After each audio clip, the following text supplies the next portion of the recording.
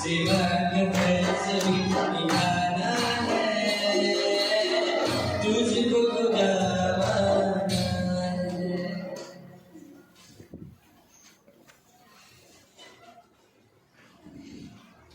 અહીં વિરાજમાન પરમ પૂજ્ય કન્યા પ્રવર શ્રી જગતશેખર વિજયજી મહારાજ સાહેબના ચરણોમાં કોટી છે વંદન, તેમજ મારા શાસનના અન્ય તમામ શ્રમણ ભગવંતોના ચરણોમાં મારા કોટી છે વંદન। ઉપર છે ને જેનો ક્યારે અંત ના આવે ને એને આકાશ કહેવાય, નીચે જેનો ક્યારે અંત ના આવે ને એને પાતાળ કહેવાય। બરાબર? શું કીધું?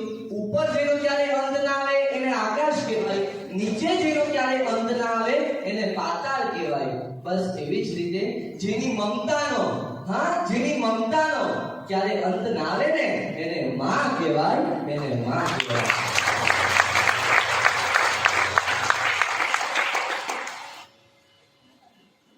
આજના સમયમાં હું આટલો આગળ આવી શક્યો છું, આટલી પ્રગતિ કરી શક્યો છું, આટલી પ્રસિદ્ધિ પામી શક્યો છું ને, તો એમાં પ્રભુ કૃપા તો રહેલી છે જ।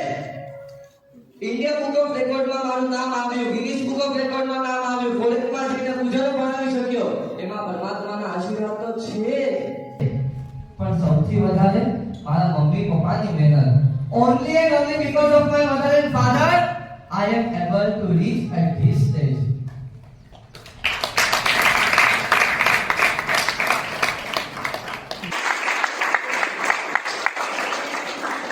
માતા પિતા છે ને પોતાના સંતાનોને ધન, સંપત્તિ, મકાન એવી ઘણી બધી વસ્તુઓ વારસામાં આપે, પૈસા આપે, મકાન આપે, ઘણી બધી વસ્તુઓ આપે, પણ હું ગર્વથી કહી શકું છું કે હું આ વર્લ્ડમાં એક એવો સંતાન છું કે જેને પોતાના મમ્મી પપ્પાએ પૂજનનો વારસો આપ્યો, પૂજનનો વારસો આપ્યો।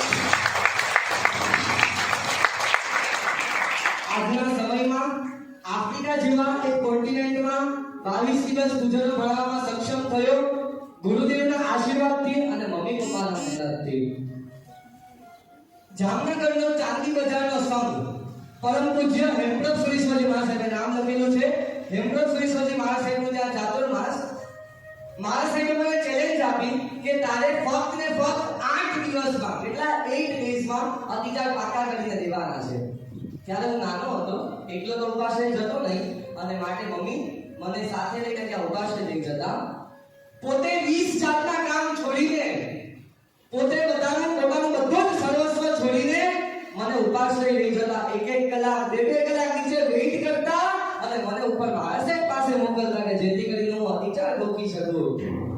આજના સમયમાં સકલ શ્રી સંઘની વચ્ચે અતિચાર જેવા મોટા સૂત્રો બોલવામાં સક્ષમ છું ને, તો ગુરુદેવના આશીર્વાદ તો છે, પણ સૌથી વધારે મારા મમ્મીની મહેનત છે, સૌથી વધારે મારા મમ્મીની મહેનત છે। જે માતા હોય ને, માતા એ શું ઈચ્છે? મારો દીકરો સીએ બને, મારો દીકરો ડોક્ટર બને, મારો દીકરો એન્જિનિયર બને। પણ તમને ખબર છે મારી માતા શું ઈચ્છે, મારા મમ્મી શું ઈચ્છે ખબર છે? મારી માં ઓલવેઝ એમ જ વિચારે કે ભલે મારો દીકરો સીએ, ડોક્ટર, એન્જિનિયર કોઈ પણ ડિગ્રી પ્રાપ્ત કરે, પણ જે સ્ટેજ ઉપર, જે લેવલ પર આજે એ છે ને, એ લેવલ પરથી ક્યારે નીચે તો ન જ આવવો જોઈએ। એનો મીનિંગ ખબર છે?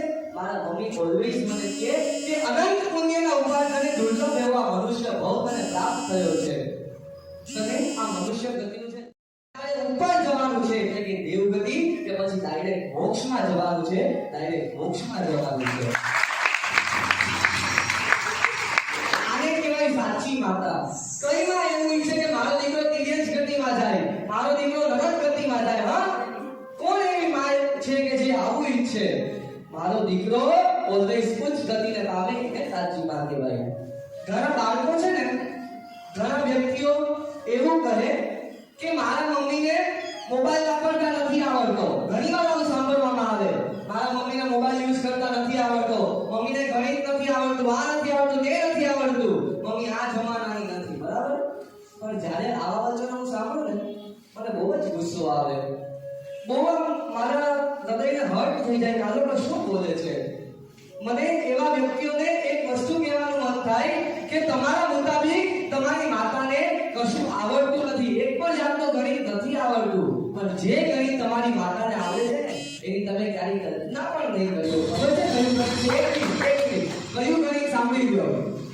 જે માતા છે ને ઓલવેઝ એક જ ગણિત વાપરે, I will stay hungry.